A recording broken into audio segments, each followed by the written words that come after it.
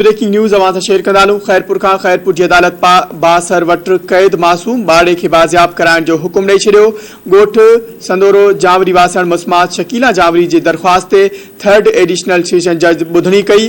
ॿुधणी दौरान अदालत बासर अज़हर हुसैन पुट ग़ुलाम रज़ा कुरैशी वटि क़ैद 10 वरह जे रुतबा धी हुबदार जावरी खे बाज़ियाब कराइण जो हुकुम जारी कयो।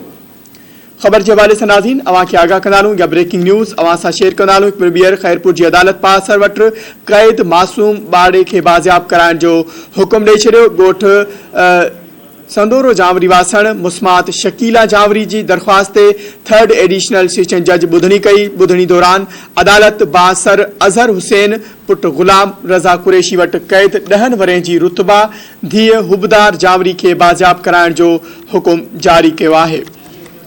तफ़सील मालूम कंदासीं। धरती टीवी जो रिपोर्टर अली अकबर गोपांग असां सां लाइन ते मौजूद है।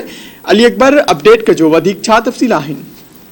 जी खैरपुर जी अदालत नाहक बांधी बणायल मासूम बारड़ी जी बाज़ियाबी जो हुकुम जारी करे छॾियो आहे। एसएचओ बी सेक्शन के लेटर भी जारी करे छॾियो आहे। थर्ड एडिशनल सेशन जज मकबूल अहमद जी अदालत ॻोठ सदरो जो जावरी जी रवासन मोसमात शकीला जावरी जी दरख़्वास्त ते कार्रवाई कंदे बासर अज़हर हुसैन वल्द ग़ुलाम रज़ा कुरैशी वटि नाहक बांधी बणायल 10 महीननि जी मासूम बारड़ी रुतबा दी हुबदार जावरी के बाज़ियाब कराए अदालत में पेश करण लाइ एसएचओ बी सेक्शन के लेटर लिखियो वियो आहे। जी अपडेट करण लाइ तव्हांजी वॾी महिरबानी।